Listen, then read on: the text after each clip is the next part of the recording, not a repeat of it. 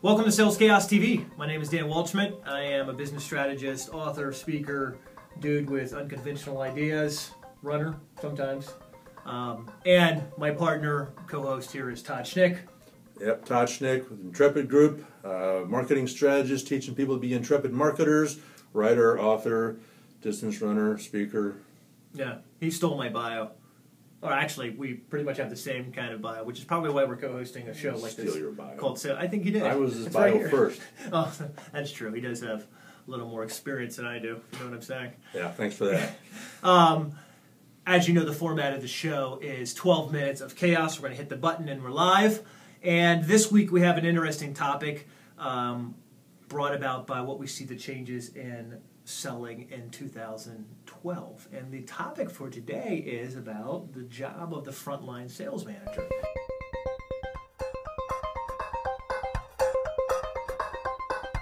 What is a frontline sales manager? Help me understand exactly who that person is and what they're doing. Well, another way to say frontline sales manager might be like inside sales manager. And the inside sales manager, of course, has been an evolving position. It used to be a few years ago that the inside sales manager was kind of a loser. And it's a little bit harsh words. But Wow. harsh words. There you have it. But that's how organizationally, I'm somewhat a little bit over the top with that. But So you're saying the outside sales guys were seen as the bigger, okay. Yeah, the heroes, they're the cowboys, right? They're the guys who make the most money. They close the big deals. You know, they carry they're the ones carrying the briefcase. Get all the vacations and all the awards. That's right. And all that. That's right. Okay. They're the ones going to Cancun. You didn't have many inside salespeople going to Cancun on those vacations, right? You're probably right. So, and the inside sales manager was the guy, fielding the phone. Hey, so and so, you looked at our product. Can we have one of our outside sales guys stop by and see you? That was the inside sales job. What's happened in the last few years, and I mean literally a year and a half, has been that a lot of the job of that outside sales guy has been brought in-house. Now here's why. Bear with me for a second because I know it's a little educational, but a lot of outside sales guys, when the economy took a crash, those guys were expensive and risky, right? Because I remember when I was that guy out there, and I got paid a lot of money to go out and do sales. I mean, I know you did a similar job where you're going in and, when you close the deal, you're getting paid a lot of money as a base salary. Plus, when you close the deal, you're getting these huge bonuses at the end of the year. It's like, now, it used to be you could go a year and maybe close 2 deals or 3 deals. And so even though the revenue was like this, we knew as an organization you were going to bring in enough money, it was going to be okay. Kablooey, financial markets blow up, kabam, mortgage space goes nuts, businesses are freaking out. Now all of a sudden that dip, many times, puts businesses out of, they're done. They're done. Shut the doors. So we began to see this cycle as unsustainable, really. It was just, literally, some of us were bankrupt. And so this whole idea of how do we mitigate risk while increasing sales brought focus to, wait a minute, these guys inside my office that I can actually see every day, walk by their cubicle and see what they're doing on the phone. Aren't as expensive, and guess what? I kind of know what they're doing, and I can kind of see, maybe bad habits. I can fix them. They're right next to me. It's more, I can put my fingers on it. I feel like I can control it, and couple that with the increase, and we've done a lot of episodes on social media. Social media has been brought. Well, I was going to ask you, is the social web impacted? Absolutely. Okay. Absolutely. It has impacted this significantly, where now, all of a sudden, the inside sales and online commerce is a significant part of our strategy going into 2012. It's already been a big part. If you go to Wall Street, WSJ.com, you'll see an article by Wall Street Journal talking about Walmart and some other very large commercial salespeople putting emphasis on inside sales, and according to the article in the Wall Street Journal, they're paying $250,000, $350,000 to an inside sales manager. So, with that introduction, we've burned 3.5 minutes off the clock just talking about the intro to this.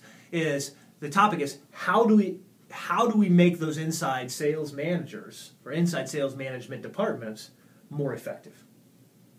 So, once again, correct me if I'm wrong, but I think number one is hire differently. Yeah, hire differently. If you're putting more focus on the inside sales now, yeah, Because based on your story, the outside sales guys were the all-stars, and now the inside sales guys are the all-stars. Right. So hiring has to be a dramatically different approach. That's right. Instead of hiring the guy who can look smooth, and I don't know why I pointed to myself, but... Well, because you're not smooth. The guy who can look smooth and be knowledgeable about the product, and he's the guy who's holding the cocktail parties and schmoozing the right people, all of that, and yet closing deals. Instead of that, there is no schmoozing. It's the guy who can answer the phone and knows how to enter data into a system, maybe a CRM system or a lead gen system or a demand gen system. But you're hiring for different roles. Now, not only to hire differently requires a little work ahead of that, because you don't just sit down with somebody and go, we need you, what do you do? Oh, yep, I need that. You have to know before you even hire someone what you want them to be doing. What roles they're going to play. Right. So one, hire differently. Two is you need to be very clear about the inside sales roles. Outside sales was pretty clear. You do everything that's possible to close the deal. I mean, there might be a lot of micro steps in that, but that was pretty much the job description. Is it any different for inside sales? Oh, absolutely.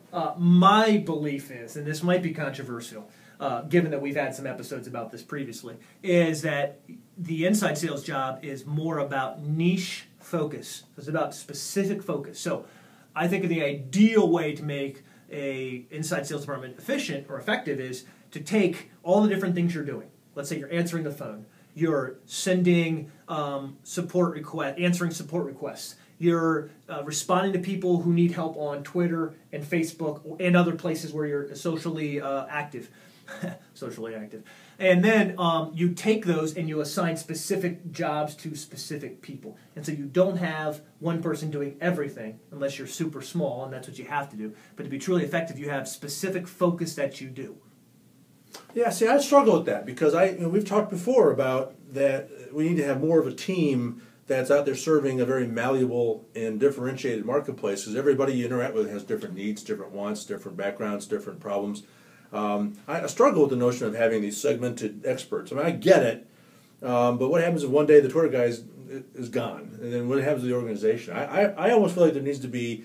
I almost feel like you need to be empowering your inside sales guys with broader skills, based on how you were laying it out this earlier, it sounded like the inside sales guys were the boobs who didn't have social skills. Right. So I think now hiring differently and having someone who can actually engage in a conversation. We've talked about the importance of conversation on this show. So I don't know. I struggle with this segmented niche thing. I don't know that it's segmented in the sense of like, hey, don't touch my stuff. That's my red stapler. Hey, nice reference. Don't mess with the red stapler. Don't mess with the red stapler. But it's actually a good point. Yeah, it's not so much this is my desk, stay away from it. It's more of like this is what I'm responsible for. Ooh, this is what I'm accountable for. And so it's this. We're going to, while we're all sharing the responsibility, and we are a team, is that internally we're a team, is that the smart use of tools now, and there are quite a few of them, from Salesforce bringing in now Radiant 6 and a bunch of great products that are out there. You don't need this one-stop person to do everything. In fact, you lose some of the uniqueness, the creativity.